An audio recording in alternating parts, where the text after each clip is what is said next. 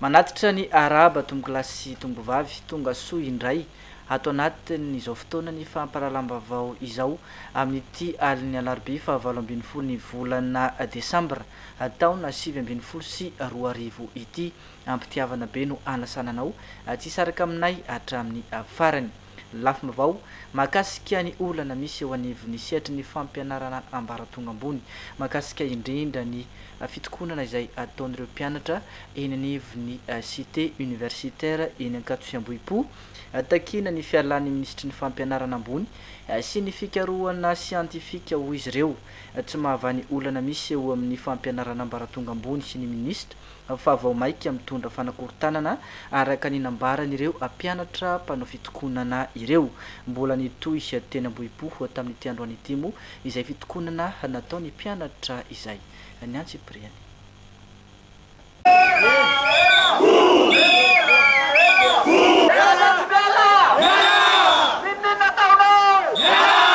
Miala ny ministry ny fampianarana ambony hoy ny Sorabaventy narantiranty reto mpianatra manao fitokonana teny Ambohipo ireto androany tsy mahavany olana misy eo amin'ny sehatry ny fampianarana ambony ny ministra Ampernas ianjadina olana maro samihafa ny mpianatry ny université amin'izao fotoana izao hoy izy ireo toy ny tsy fahatomombana ny fandoavana ny vatsim-pianarana ny fahatapahan'ny fianarana no ho ny olana ny mpampianatra pikaroka izay tsy mety voava ary ny olana misy eo amin'ny resaka fikarohana ireto ny fitakina tsy ekena ny fanalananay ministé tsy ekena ny fanesorana ny président université ary fangatahana ny connexion gratuit izay atao ety aminay amin'ny cité fangatanay dia tsotra tsy resaka lana hoe arina ary fa ny fangatanay dia tsotra valio ny fangatanay dia ny fanajanonana anay amin'ny cité misy antony matoa zahay mijanonao tompo tsy mitovy amin'ny any amin'ny faritra ny fahazahoana ny cité mampitandrina koa zahay ho an'ireo olona izay mpamono hafa satria reny olona reny dia tsisy mpianatra intsony fa izahay 22 région no manapaka ny fanapahan-kevitra tokony ho tapahanay ary tsy makasitraka velively izahay ny fanapahan-kevitra sy any ambadimbadika any ary miatso anareo mpianatra namana mbola tsisy olana ny vahatra eto resaka mandeha zany amin'ny olana ny tolona izay ataontsika ka mbola tsy mijanona ny tolona raha tsy voavahy ireo olana rehetrarehetra reo ny namanay mila voaka zahay tsy miala amin'ny cité na ny borsanay tsisy tonga aty aminay nefa nay soronareo amin'ny cité mbola nitoy ny fitokonan'ny mpianatra teny amin'ny faritra Ambohipo iny androany hatramin'ny fotoana nandalovanay teny any toerana mbola ny fampiandry ireo mpanao fitokonana sy ny mpitandro ny filaminana tsy mbola nisy ny fifandonana itsy ankilan'izay dia mbola mitoy ihany koa ny fitakina ataon'ny syndikany mpampianatra pikaroka sy ny pikaroka mpampianatra manohy ny fanatanterahina ny herinandro maty ny université isampartany araka ny nambaran'ny CSS sampana Antananarivo tamin'ity androany ity tsy nahavany olana ny fiaonana nisy teo amin'ireo tompon'andraikitra isan'ambaratongany hatramin'izay ka ny filoham-pirenena no nangatahana izy ireo fiaonana ahafana mamahy izay olana mianjady amin'ny sehatry ny fampianarana ambony izay fanampanarana araky ny tapaky ny filan-kevi-pirenena ny CSS Omalia dia mitoy zany ny fitakina mandra fahazahoana valiny mba hafaposy azo tsapahin-tanana satria izahay dia efa ely any andrasana koa dia miantso hatrany fandraisana andraikitry ny mpitondra fanjakana ambony apetraka androany tolakandro moa ny fangatahana fitaonana amin'Andriamatoko filoham-pirenena dia manantena fampidiniana fampirisahana mitarika mankany amin'ny vahaolana ny CSS eo anatrehan'izany kosa dia mitoya ny fitakina izany hoe manatanteraka ny herinandro maty ny université enina maneran'ny Madagasikara ankoatr'izay moa dia manohy hatrany izahay zany ny fampiatona ny asa fampianarana mandra fahazahoana izay valiny izay koa dia miantso fitondram-panjakana mba hijery akaiky ny zava-misy familaza ny manameloka ny fanimban-javatra sy ny fanimbana ny fananana iombonana eny anivony université mpanjakana toy ny niseho tany fianaran-tso faranteo ny eo anivony CSS ary manameloka ny fihetsika nasian'ny mpitandro ny filaminana Omaly ihany koa tamin'ny fampiasan-kery tao amin'ny faritry ny université araka ny fanambarana nataon'izy ireo misarika ny sainy tompon'andraikitra ny CSS mba hanaja ny rizanteny fototry ny offre de formation araka ny didim-panjakana mamaritra ny rafitra LMD ary miandry ny fandraisana andraikitra entitra sy ahitana vahaolana maritra avy amin'ny fitotram-panjakana araka ity fanambarana navoaka ny CSS ity. Fiatrehana ny fetin'ny krismasy sy ny fetin'ny faran'ny taona no mafisina ny fanaovana fisafona amin'ny alina ataony eo anivon'ny tafika malagasy eny amin'ireo faritra mafana amin'ny tsy fandriam-pahalemana eto an-drenivohitra sy ny manodidina. Raha ny fisafona mandeha an-tongotra no fanao hatramin'izay dia no mafisina amin'ny fanapariana miaramila mandeha amin'ny fiarabe izany ankehitriny na ny patrouille militaire motorisé. Miamafy ihany koa ny fiara-miasa eo amin'ny tafika malagasy ny gendarmerie-pirenena sy ny eo anivon'ny polisy-pirenena amin'ny fandrindrana ny fahalemana amin'ny alina eto amin'ny faritra Antananarivo ny Antsipireniny. Fotoana mampirongatra ny tsy fandriam-pahalemana ny vanim-potoana katoky ny fety tahaka izao, isan'ny matety piseho ny vakitrano, ny fanafihana amin'ny tampiadina, ny sito mahery sy ny sisa araka ny nambarana ireo miaramila mpanao fisafona amin'ny alina. Fanaovana contrôle ireo patrouille eto amin'ny faritra Antananarivo sy manodidina Antanavilla moa filazatsika azy. Zay misy vondrona 440 mandray anjara. Nahita indrindra tsika tamin'ireny fotoana fa misy mizara roa le izy. Misy natao hoe patrouille mandeha à pied, manao an'ireny gilet patrouille militaire ireny. Fa tamin'ity hetsika manokana ity kosa dia no amafisina amin'ny alalany patrouille motorisé. Kan zaraina faritra telo izy io. Misy ny faritra atsimo izay eny amin'ny faritra Tanjombato sy atsimona Antananarivo iny. Dia ankehitritsika zao tonga aty amin'ny faritra andrefana Antananarivo, aty amin'ny faritra Vato, Mamory, Talatamaty sy Ambomanarina iny. Ary efa hitatsika teo ihany koa ny faritra Avaratra, izay faritra iny Ambodivona sy Apahibe iny.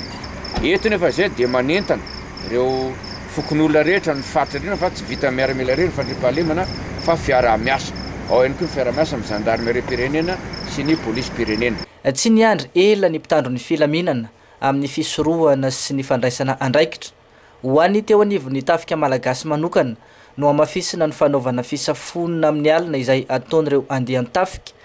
ka mifandrimbona manatanteraka izany eny amin'ireo faritra mafana, ny mpanao fisafona mandeha an-tongotra sy ireo mpanao fisafona mandeha amin'ny fiarabe. Omena lanja ihany koa ny fiara-miasa amin'ireo miaramila sy zandary ary ny polisy amin'ny fanatanterahina ny fampandriana fahalemana amin'ny alina. Ny zavatra matetika tranga aty dia mety resaka voaingana zao nisy fanafihana amin'ny tapiadina taty manodididina taty dia tato ato izy moa zao tsy dia hoe eno-enontsony ihany fa misy ihany koa zany le hoe fitsoahan'ny olona mety hoe manao eritseritra ny ananina satria ty Vato moa raha antsika malala misy ny aéroport, misy ny lalana vaovao iny zay mipidana tokoa. Raha fatotra no lalatra halabotry koa vorona reny zany tena matetika. Dia ny zavatra tena hoe miseho aty amin'ny quartier dia ataontsika hoe quartier soa aty moa zany dia reny raha antsika mahita na amin'ny gazety na amin'ny vaovao télé reny resaka asan'ny zolahy. Matetika tranga dia miantso misy antso vonjy, misy koka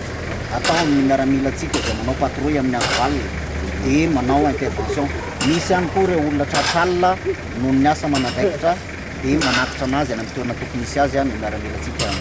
Araka izany dia anjatony ireo miaramila mandray anjara amin'ny fampandriana fahalemana amin'ny alalan'ny fanaovana fisafona amin'ny alina. Eo ihany koa ireo andehana miaramila izay mandray anjara amin'ny fanaovana fisafona amin'ny atandro. Izy ireo dia miovaova araka ny fandrindrana izay apetraky ny lehibe. Ao anatin'izay lafim-baovao mahakasika ny fiatrehana ny fetin'ny krismasy sy ny fetin'ny faran'ny taona izay ihany dia nisy ihany koa nanomboka omaly fa 17 ny volana Desambra ny fepetra manokana no raisiny teo anivon'ny polisy-pirenena ho fandrindrana ny fifamoivoizana amin'izao akatoky ny fety izao etsika izay hiaraha mandatanteraka amin'ny polisy munisipaly sy ny avy ao anivon'ny commune Antananarivo renivohitra. Ny Antsipirenina mahakasika izay ho tanteriny Tompotina Sara sy Fandro Sandrakoto. Ampitomboana anisan'ny mpitandro ny filaminana andrindra ny fifamoivoizana atao anatin'ny vanim-potoana akatoky ny fety nanomboka omaly 17 Desambra hatramin'ny 4 ny volana Janoary izao. Raha ny fanazavana nentiny teo anivon'ny polisy pirenena niaraka tamin'ireo tompona andraikitra eo anivon'ny ATT Androany. Anampin'ny polisy pirenena amin'ny fanamafisana ny fandrindrana ny fifamoivoizana izay moa ny polisy munisipaly sy ny cadenseur avy eo anivon'ny commune. Isy ihany koa ny fandraisana tanana manokana ireo rond-point misy folo eto Antananarivo izay tena ahitana fitohanan'ny fifamoivoizana eny fa na dia amin'ny andavanandro aza. Fampitomboana isan'ireo polisy nasionaly mandrindra ny fifamoivoizana indrindra amin'ireto fionan-dalana folo manaraka ireto fionan-dalana na Carrefour folo izay nataony hoe Carrefour pilote, Filatexa Nakadimbahoaka, Anosy-Zato, Ampasika, Tsarasotra, Ambodimita, Analamahitsy, Ambanidia, Ampasapito, Antanimena ary Ambojatovo. Izany hoe ampitomboana zany anisan'ny polisy nasionaly mandrindra amin'ireo fionan-dalana ireo. Amafisiny avy amin'ny alalan'ny polisy munisipaly, zany entina zany polisy munisipaly indray zany no resahana ny asa fandrindrana ny fiantsonan'ny taxi be na le ataontsika hoe cadenseur. Le polisy munisipaly ireo zany amin'ny andraikitra ny cadence ireo taxi be ao anatin'le arety. Isy ny fanalana ireo fiara-miantsona amin'ny toerana tsy tokony hijanonana ka miteraka fanelingelenan'ny fifamoivoizana. Ahentsika ireo mpitandro ny filaminana mba mahavy hatrany ireo olana ara-pifamoivoizana. Tsara ny manamarika fa isy ny fanasaziana raha misy ny fandikan-dalana tratra. Raha misy zany ny fandikan-dalana le tanay filakaram-pilia dia tonga dia misy ny verbalisation amin'itsany raha atao amin'ny mazana. Ankoatr'izay, ampita mivantana ny fizotry ny fifamoivoizana mandritra ny fety amin'ny haino amanjerim-panjakana ny anivon'ny polisy pirenena mba halalan'ny olo-pirenena ny lalana tokony alehany hialana amin'ny fitohanana ny fifamoivoizana. Milaza ny tsitsitsy amin'ny fanasaziana ireo mpampiasa lalana tsy manaraka ny lalàna amin'ny feny fifamoivoizana ny polisy pirenena araka ny nambarany tompon'andraikitra Androany. Tafiditra ao amin'ireo handraisana fepetra ireo mpivarotra amoron-dalana izay mibahan-dalana ka mampanano sarotra ny fifamezivezen'ny mpandeha an-tongotra ary mahatonga azy ireny andeha any anaty arabe. Eo ihany koa ireo fiara miantsona amin'ny toerana izay tsy natokana ho amin'izany. Nanambarany teo anivon'ny ministerany filaminam-bahoaka fa tsy hisy intsony ny fampitandremana fa avy hatrany dia ampiarina fototra amin'ny fandikan-dalana amin'ny code de la route. Ohatra zany io faresahany ambany hoe stationnement abusif, fanelingelenana, ambarahany voie de la voie publique, ambarahany circulation any anaty code de la route fa mpiarana avy hatrany zany ny voalaza ny fandikan-dalana voalaza ny code de la route. Azadino fa tsika dia miresaka fifamoivoizana fotsiny. Mikasika ity fanambarana ity daholo zany le atao hoe usager de la route. Usager io masahana lafy ka hitaterana maro. Ao ny deux roues dia le moto izay hitatsika fa dia tena maro tokoa. Ao ny fiara moa zany mazava ho azy, bisikleta, eny fanampandeha tongotra, ny varotra izay usager mampiasa ny lalana rehetrarehetra dia resahany fanambarana. Eo amin'ny pejy fampandrosoana tokony ampifanarahina amin'ny zavamisy sy ny filany vahoaka ny fotony amin'ny vinam-pampandrosoana hoentin'ny fitoeram-panjakana ankehitriny ary ampiasaina araka ny laharam-pahamehana isam-patra ny vola mitentina iray lavitrisa ariary izay nomena ireo gouvernoura ny faritra raha ny nambarany gouvernoura ny faritry Sofia ny généraly Lilson René de Roland Urbain hatenaina ho izy ny itombony fitohizana izany fandraisana tanana sy ny fanampina ataon'ny fitoeram-panjakana izany mba ho fampandrosoana ny faritra eto Madagasikara. Ny faritra tsy fanjakana anatin'ny fanjakana fa manatanteraka ny programme général-ny État. Izany hoe efa misy ny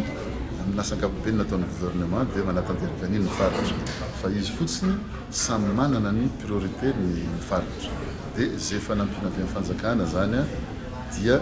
ampiasaina araky ny laharam-pahamehana. zany hoe samy managna ny lalam-pahamehana fa ny zavatra azo marihina kosa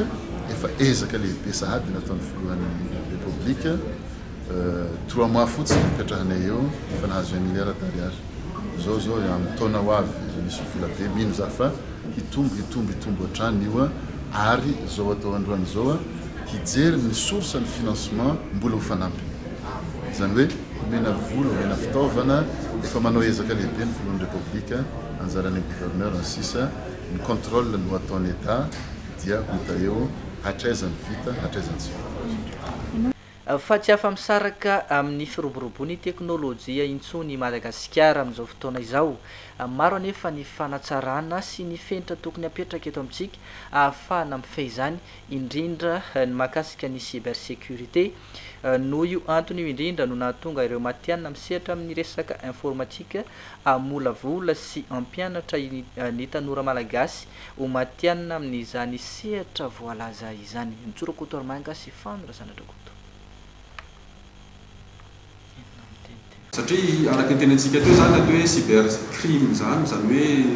zavatra fandraika amina telefôny zao le izy sy fampiasantsika andavanandro dia ny firenena sasany efa nametraka fenitra hoe atreto ny tokony ataon'ny matianina rehetra eto amin'ny firenenay raha ampiasan'ireo teknôlôjia ireo izy misy fenitra farafakely tokony enjehana zay vao tafavoaka io cybersécurité io satria le cybercriminalité efa eo tsika rehetra efa mampiasa ny telefôny reo efa manana hoe efa mety efa misy tratrany izy mahafantatra misy tratrany zay cybercriminalité zay fa le fenitra zay mila ampiasaka eto Madagasikara aloha hitako hoe anisan'ny zava-dehibe tsy maintsy enjehana eto Madagasikara zavatra zay dia zay fenitra zay afaka apetraky ny matianina ny orinasa sady afaka apetraky ny olo amin'ny fanjakana ihany koa ny tena tsara dia miara-miaso ireo orinasa sy ireo professionnel sy ny fanjakana ireo miara-mipetraka an'ireo fenitra mba tonga amina stady hafa kokoa Madagasikara. Ny anankiray izy ataonay izy ity anatin'izay asa zay anankiray fotsiny anatin'ny maro dia mampianatra ny tanora eto Madagasikara, mampianatra ny matianina ihany koa mba ahalala aloha ny fisian'izany atao hoe zany olana zany ary ny ahay amaly sy atao hoe farafaratsy hoe mba ahay izy anatsara kokoa ny situation entreprise-tsika sy ny offre de service eto Madagasikara. Lafim-baovao miompana indrindra amin'ny fijerena manokana ny zony be antitra ho fanamafisana ny fandraisany tanana azy ireny dia efa miroso amin'ny fanatanterahina ny antanatohatra rehetra ho fanamaivana na ny andavanandron'ireo be antitra sy ny fanamafisana ny lalàna mifeny zony amin'izao fotoana izao ny eo anivon'ny fitondram-panjakana raha ninambara ny solombavim-bahoaka voafidy eny anivon'ny boriboritany fahatelo Ramatoa Aina Rafeny Manantsoa isany asa tanterahina amin'izany ny famerenana ny karatra maitso sy ny fanorenana ivitoerana fitsaboana natokana ho an'ny be antitra. Ntsorakotormanga sy fandrasanatra koto no nanao ny fanadihadiana makasika izay. Nanamafy ny solombavambahoaka Aina Rafeny Manantsoa voafidy eny anivon'ny boriboritany fahatelo Omaly nandritra ny fihaonany tamin'ireo be antitra eny anivon'ny faritra Iadidiny fa isan'ny lahara-pahamehana ho azy ny fanamafisana ny lalàna makasika ny zony be antitra eto amintsika izay isan'ny vaintondra raha ny fitondram-panjakana ankehitriny ihany koa raha ny fanazavana mantsy dia tafiditra ao anatin'ny fandaharan'asa akapoben'ny fanjakana na ny PGE ny fananganana fototra-avitrasa na ivitoeram-pitsaboana ho azy ireo ho fanamorana ny fandraisana antanana ny fitsaboana ny be antitra. Ankoatra izay dia efa miroso amin'ny fanatanterahana sy famerenana ny karatra maitso ihany koa ny ministera tompony andraikitra raha ny nambary ny ity solombavim-bahoaka ity hatrany. Efa tafaresaka tamin'ny ministry ny population tenako ary anisan'ny fanontaniana izay napetraka tamin'ny fifanakalozana tamin'ny gouvernement dia ny hoe ahoana ny jerevana akaika ny andavanandro ny réseau tena irosona amin'izay angambany dia ny amerenana ny karatra maitso zany hoe tsy maintsy isy ny lalàna izay mety ho tolo-dalàna izy io mety ihany koa volavola-dalàna avy any amin'ny gouvernement fa efa eo ampijerevana an'izay akaiky izay satria izay moa no matesaka rehefa hatramin'ny mandako voalohany ka hatramin'izao dia za mino fa tsy hoe zay dia mitateraka misy ihany koa ny lalàna mifanaraka amin'izay efa nisy ihany koa ao anatin'ny PGE ny hoe ifitoerana fitsaboana toeram-pitsaboana zany a zay atao ifacilité any fitsaboanandreo zokiolona zay efa niresahana tamin'ny ministre ny population sy ny fahasalamana ihany kio zay efa ao anatin'ny PGE ao anatin'ny vinany filopirenena ihany kio dia zay efa eo andalana anaovana an'izay zareo. Nandritra ity fiaonany tamin'ny be antitra eny anivon'ny boriboritany fahatelo ity moa dia nitondra vatsy ho azy ireo ihany koa ny tenany amin'izao akatoky ny fety izao. Eo amin'ny pejiny kolotsaina manohy ny ezaka ho fampiroboroboana sy fanandratana avo ny asa tanana malagasy ny fitondram-panjakana miaraka amin'ireo mpisehatra rehetra voakasika amin'izao fotoana izao. Tafiditra ao anatin'ny paikady hoentin'izy ireo ahafahana manatratra ny tanjona moa ny fampiaonana ireo mpanao asa tanana ahafahany mampiranty sy maneho ny asa vitany ao anatin'ny hetsika kantony Madagasikara. Iandy Miratina sy Lanitra Ranjeandrafy no nanao ny fanadihadiana. Hita taratra ny fandraisana ndraikitry ny fitondram-panjakana sy ny mpiantsehatra samihafa amin'ny fanandratana ny maha-malagasy amin'ny alalan'ny fampiroboroboana ny asa tanana amin'izao fotoana izao. Ankoatra ny fanohanana ireo mpanao asa tanana amin'ny lafiny maro, misy ihany koa ny hetsika ampiaonana azy ireo ahafahany mampiseho sy mampiranty ny vokatry ny asa tanany. Mitaky ny fandraisana ndraikitry ny rehetra ihany koa anefa no ahafahana manandratra avo izany amin'ny fanjifana ny vita malagasy. Reharehan'ny fahaiza-manao sy ny taony asa tanana malagasy singianiko manokana ny hoe novokarina amin'ireo akora izay eto an-toerana ary araky ny vinan'ny filoham-pirenena moa amin'ireo velonamo izay nataony zany dia isan'ny anandratra avo ihany koa zany ny asa tanana isika mba ampisongadina ny maha-malagasy tafiditra n'izany ny ampom-pirenena tsy ho ela koa dia efa akalaza itsika ny fahinimpolo taona ny fahaleovan-tena ary tsika sendrasendra angamba no safidianany ity toerana ity izay fantatsika misy ny tsangambato manamarika zany fahaleovan-tena ny firenena izany.